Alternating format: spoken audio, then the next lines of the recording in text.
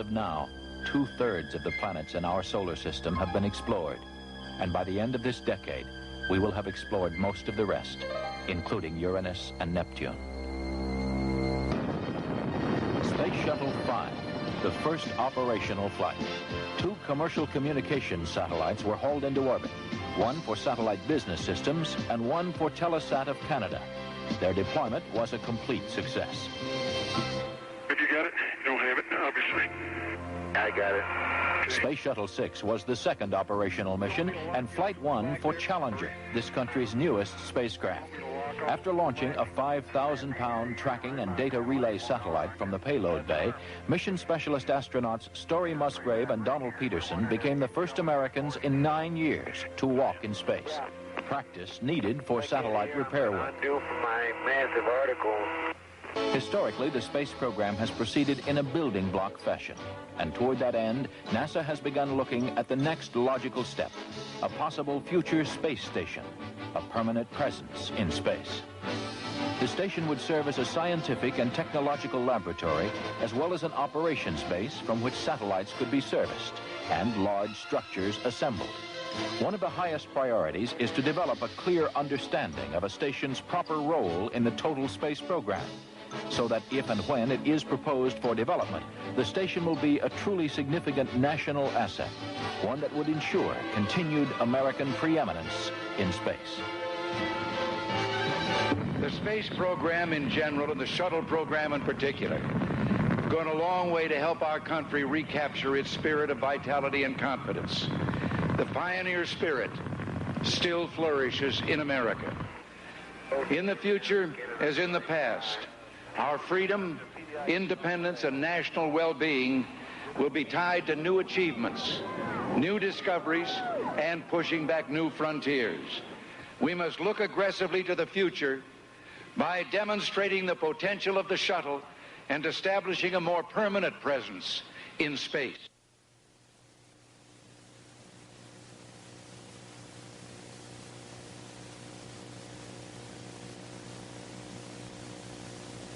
Even when ratified, the INF Treaty will not totally eliminate the nuclear threat to Eurasia. The vast nuclear arsenal possessed by the USSR and the variety of delivery systems available still present a significant threat. The organization of fail-safe inspection machinery could well be ritualized in a manner similar to that of established military processes. Inspection teams might be very like armies, and their technical equipment might be very like weapons. Inflating the inspection budget. In other words, what they want to do is they want to expand this. So what do we have? The INF Treaty, where it says inspection machinery could well be ritualized, according to Iron Mountain. Inspection teams might be very armies. And that's exactly what has happened. We have a great ritual of disarmament. It's very interesting what you find when you start digging into the INF treaty hearings. Limited test ban. Let's take a look at all the treaties. Limited test ban, 1963. Non-proliferation, 1968. The ABM Treaty, 1972. The SALT I, the SALT II, the IMF Treaty. Very long, drawn-out process.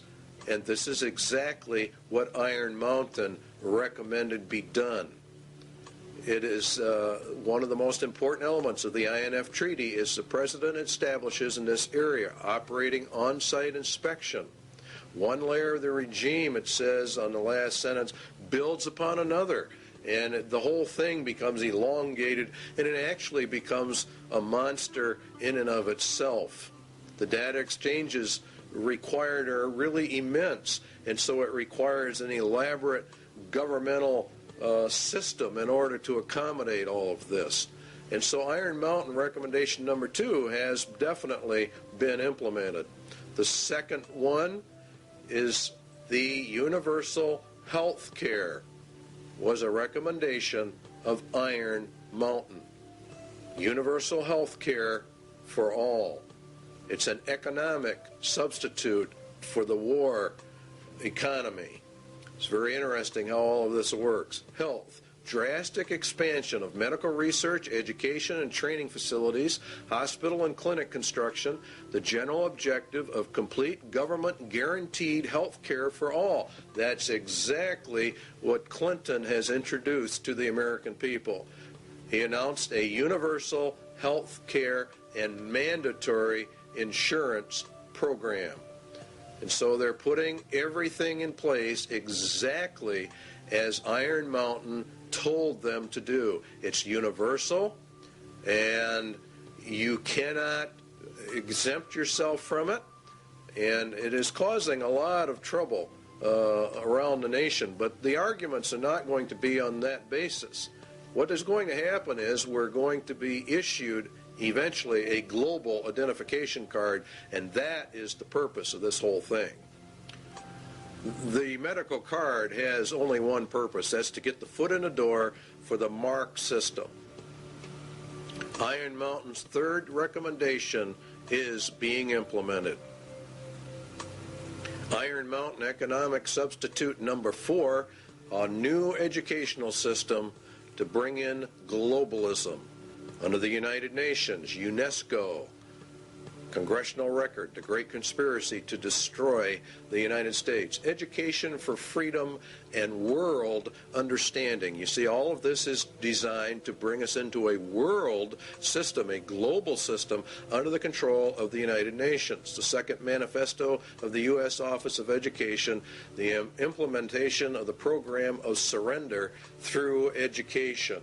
In other words, they destroy Americans' national pride and put us under the United Nations. And the NEA is leading in this. They even say it themselves, teaching about globalism and the world system. They say enduring peace cannot be attained until the nation states surrender to a world organization. This was found out during the Reese Committee hearings in Congress.